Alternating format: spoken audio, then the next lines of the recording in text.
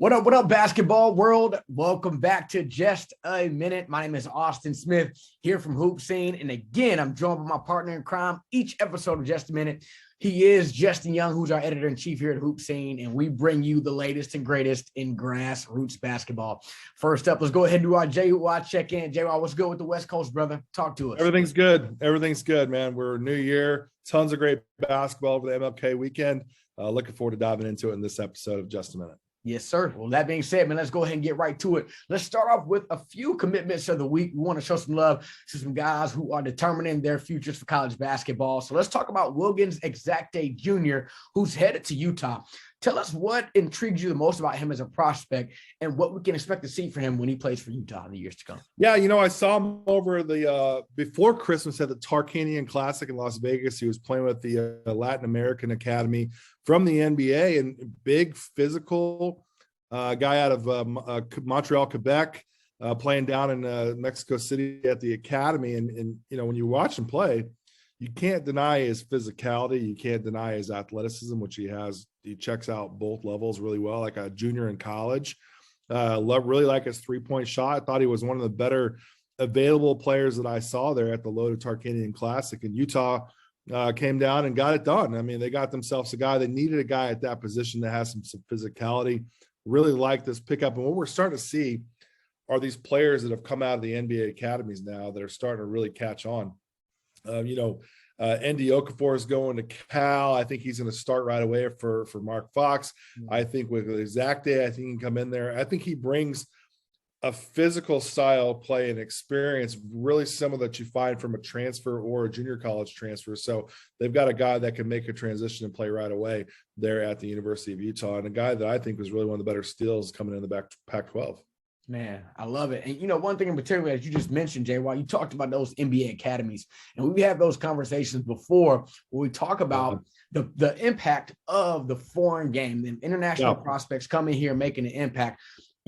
What consistent trend are you seeing from these players being able to come over to the States and then translate their style of play?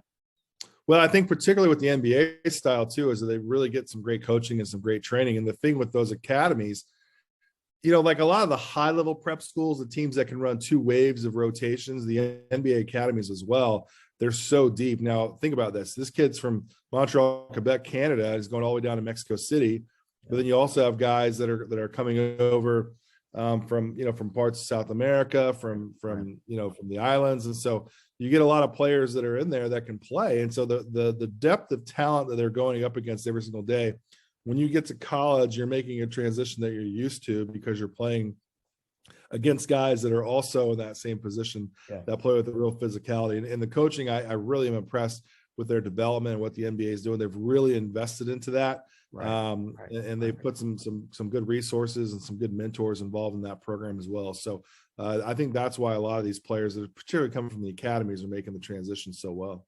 Love it. Yeah. And you can see the impact for sure, man. Year by year, we talk about counting some of the players who've progressed from those academies to playing at the next level. And that development is seen for sure.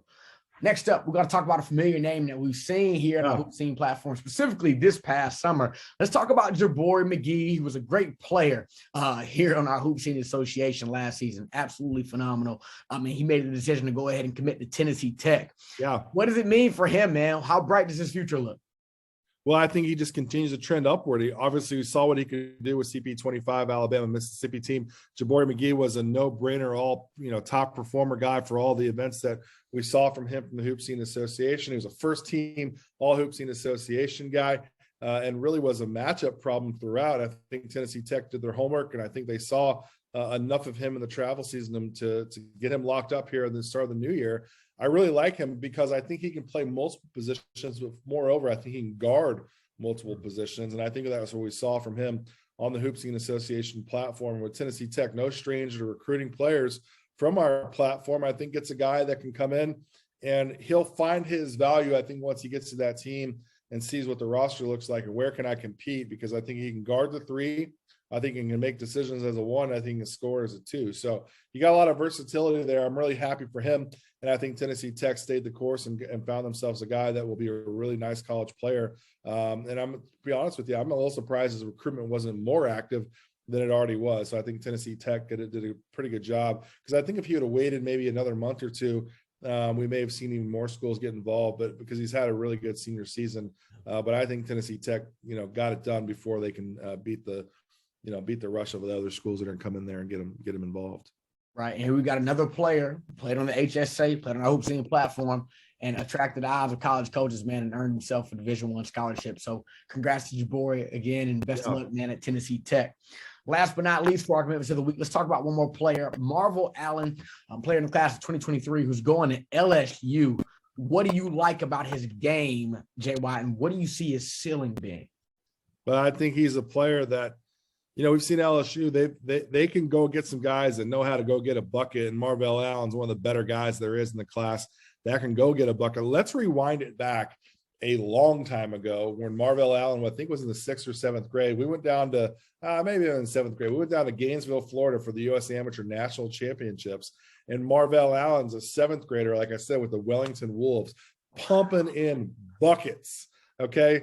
And so when we saw him play, I mean, you're like, I don't watch a ton of 7th grade basketball, admittedly, but I'm there and I'm watching like, man, who is this dude? And he absolutely sprayed it all over the floor. And now every time I see him, I always think about that moment down there in Gainesville, Florida, where him and the Wellington Wolves put on a show. And, I'm a sucker for the Wellington Wolves too, because our guy Trent Frazier, who's at Illinois, is an all-time great on the HoopSeen platform. Marvel Allen was a player even back then that you knew was going to be a high-level guy. So it's not surprising to see LSU getting him done early for the class of 2023. And I think they're getting a player that will be a top 10 scorer in the SEC, and a guy that will be a headache for opposing coaches within the conference, because he can get a bucket in so many different ways. Listen, how many guys have we seen come out of the state of Florida, go on to college, and be an absolute problem in the backcourt? Man, you know how that goes, man. It's way too many guys, man. Too many guys. Way too many to count, man. But Marvel Allen, I think it's a huge commitment, and certainly one that puts LSU in a really good position for that class of 23, for really putting themselves together a really high-level class nationally when you look at all the schools in the class overall. I love it. LSU getting done, get another high-impact player. We'll look to see Marvel Allen continue his career in the near future as he made that commitment again to attend LSU. All right, so let's talk about some trending news right now. And Jay, obviously the biggest event in high school basketball was the HoopHall Classic this past weekend. Phenomenal games, top teams, top players, elite competition, apples to apples, and a lot of great content and games being watched on ESPN. I know I spent a ton of time on there. I enjoy being able to see those games played. But I want to ask you, and obviously you know a lot about the HoopHall Classic. You know a lot about the lineage and history. But for this year's event in Springfield, Massachusetts, what were the 5 trending things that you saw from this year's HoopHall event? You're right. There was a lot. I too. I was actually supposed to be in Atlanta, canceled my trip because I was worried that Mother Nature was going to defeat our great city. I don't know if she did or not. Did she win, or did she? We survived this time. We survived. We survived it. There was no snowpocalypse. No one trapped on the connector downtown. Not this time, bro. We're veterans now. Well, you know what I'm saying? You know how it goes, man. You just never know. I didn't want to be stuck there in the city without anywhere to go. So instead, what did I do? I stayed home and I watched a ton of film, and I watched from afar at the HoopHall Classic. And I think there was a number of players that really stood out, a number of teams. So to me, the trending topics was this. I think we start with Kyle Phillipowski, who was going to Duke, who was absolutely phenomenal there in his hometown, and had the backing of his high school that wasn't that far away from the event. And I think what we saw is another high-level big man that's going to be headed to Duke. You put Kyle Phillipowski and Derek Lively together, man, that's an incredible. You think Duke's front line's good now with Paolo Banchero and Mark Williams, but like, man, these guys are going to step right in and just keep it up where they're at, Really. So I think Phillipowski was really, I thought he was the most difficult player to defend. Furthermore, I thought he gave the most headache to the opposing team in their size too. I thought defensively he was awesome. I'll be honest, I haven't seen him play as much as I've seen other players in the country. And I walked away out of that conversation going, man, I've vastly underrated him. I need to see some more film of him.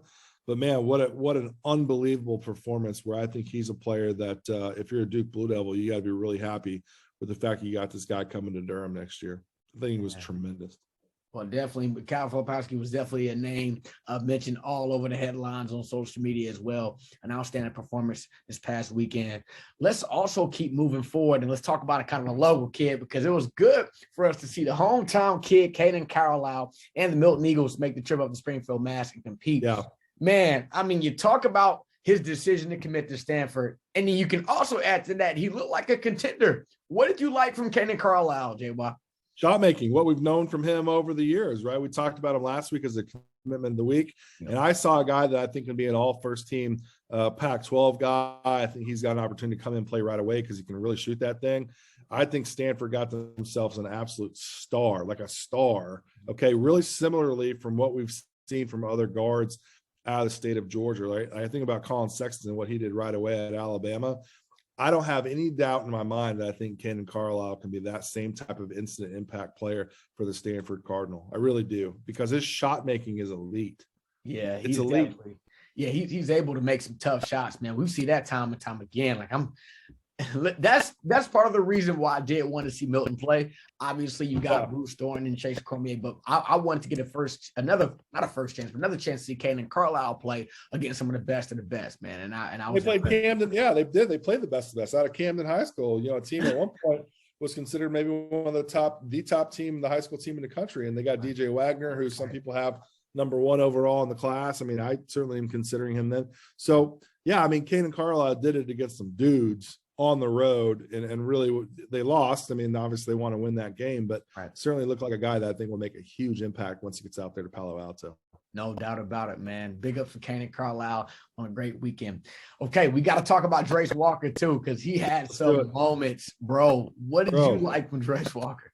Bro, he broke YouTube, Twitter, and TikTok, and all the things. Yeah, that's basically it for y'all that didn't get to see it.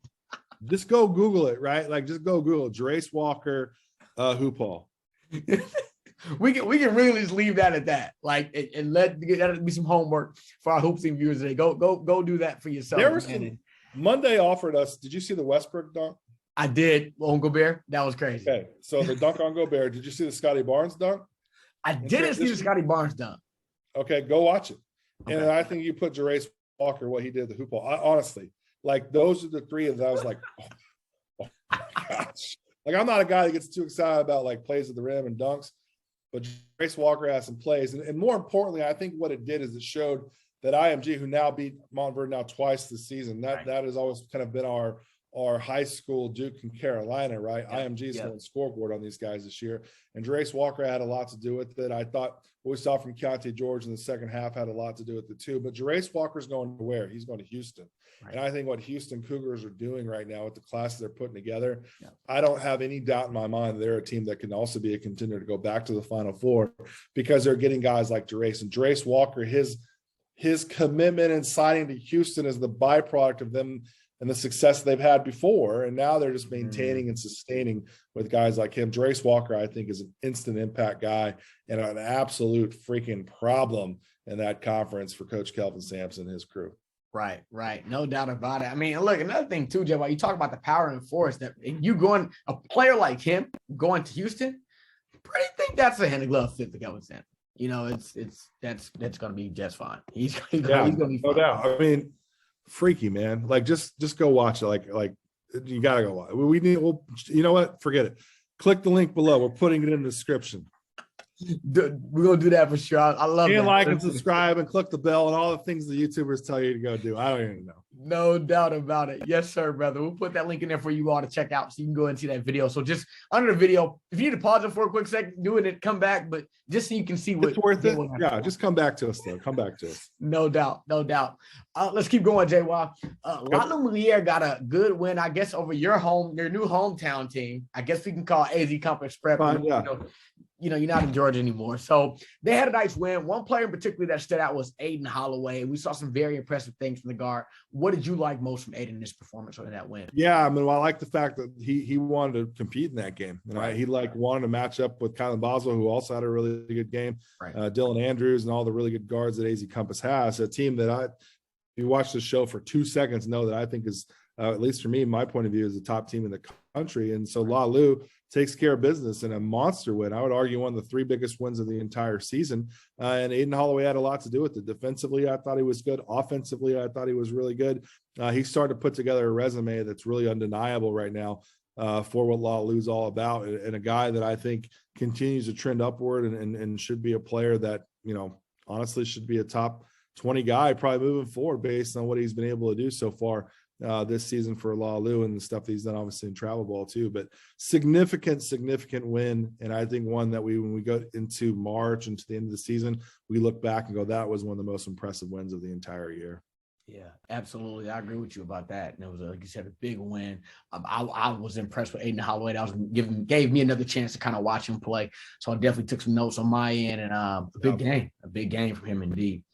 I want to show some love, Jay Watts, in 2024. As we know, 2024 is still relatively young for everyone out there. All right, like they've still got plenty of room to grow. However, there's one kid we got to talk about, and that kid is Nash Cunningham of Gil St. Bernard. Sorry. Unbelievable performance. Okay, 23 points, 10 rebounds, and 5 3-pointers. Some people have him listed as the number 1 prospect in the class of 2024. Yeah. And if you've got that, and if you believe that in your own personal rankings, wherever you are watching with us right now, you wouldn't be wrong based on what we saw this past weekend. JY, asking you, man, as one of the experts here, what did you like most about Nash Cunningham? Everything. I mean, everything. Like 6'6". Great looking shot, great control, great pace. There's an it factor there that you just can't really deny. He reminded me a lot, and I don't want this to be misconstrued, but he reminded me a lot of Cam Reddish at the same age and that sort of size and ability. Now, remind you, Cam Reddish was a guy that we also thought could be a player that could contend for like a top 5 spot, really a high level, elite level guy. Again, he went to Duke with a guy named Zion and RJ Barrett, so like he kind of got stuck in the shadows a little bit. I do wonder if he went to Villanova or somewhere, if it had been a different narrative. But yeah, I mean, with Nash Cunningham, he looks like the dude, man. And like, think about the best players in the country and the years that they're undeniable. So when Kevin Durant was coming up, he was our number 2 guy behind a guy that was the dude, Greg Oden, but he was also the best number 2 player of all time, I would argue. And Kevin Durant, LeBron, obviously, I don't want to compare him to LeBron, but like every year you just kind of know like who's like the definitive number 1 guy. I think Nash Cunningham has a little bit of that infrastructure within his game and his personality that he'll be a player that, it's going to be hard to knock him off that spot. I think we're getting close to getting a great understanding of the class of 2024. But I think if this was the first time you saw him play, get ready, because in April and July, I think you're going to hear about him non-stop. He's a high level dude. I mean, did you see that shot making ability with that size? Absolutely. I mean, man, was that the game they played against Westover? Was that Westover? I wasn't sure if that was Westover. Westtown. Yep, Westtown. Sorry about that. It was against Westtown. Yep. And again, I was like, okay, this kid is pretty good. And then there was another shot. Rebound. I'm like, man, this dude right here. Move, man. Yes. Move.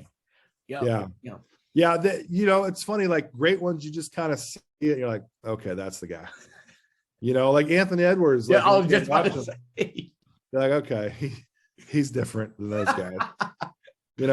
Yeah. Cade Cunningham was that same way. I always think about to the game that he was outstanding against Oak Hill down at my guy Travis Haddock's event down in Tampa, Florida. One of the best games I've ever seen. You left there going, he's got it. Nash Cunningham, the HoopHall Classic this year in Springfield, Mass. was probably one of the best I've seen in a really long time.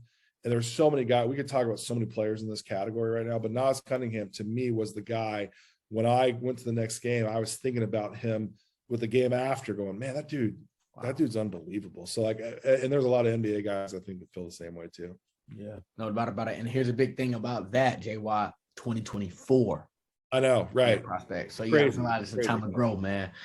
Never. That's crazy. That's crazy. Yeah. One slot, one more in there for the class of 2024. Let's go ahead and talk about Ian Jackson of Cardinal Hayes. I mean, another prospect we've got to take a look at. Talk to us a little bit about his game and what good signs you saw from him this past weekend. Yeah, so I was thinking about him. So he had a 30-spot game, was really, really impressive.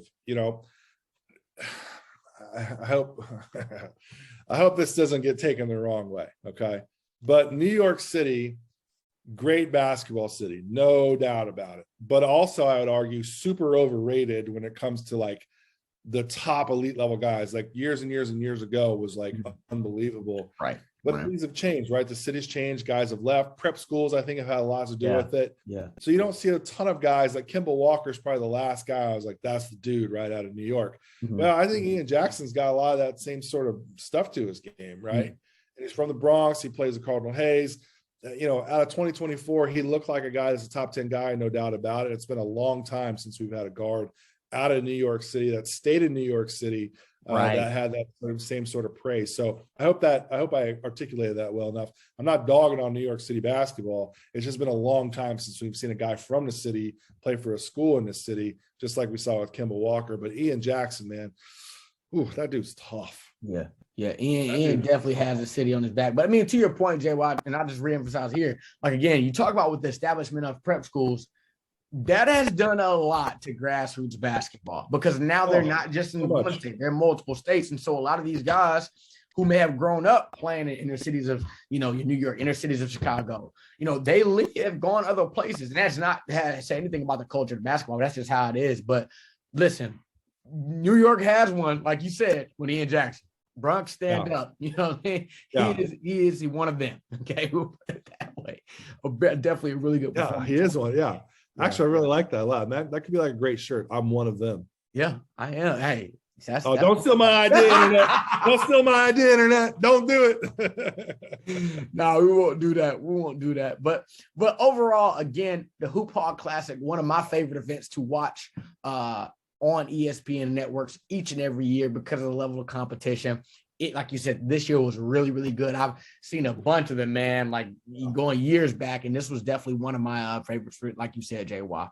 And great competition, great prospects, great basketball across the board. So kudos to all those guys we mentioned, and the participating teams and players that were able to make that trip up to Springfield, Mass for this year's HoopHall Classic. Want to move forward, JY, and conclude on this tip here. We got to get one more segment in. Year 10. All right. We've been talking about our favorites from events, memories, but let's talk about and players. But I actually today want to talk about events rather. Sorry about that. Got a little tongue tied. But in the 10-year span, JY, you've been able to see so much from HoopSeen in terms of events, in terms of memorable moments. What has been your favorite event in HoopSeen's 10-year history? Whew. I know that's a tough one.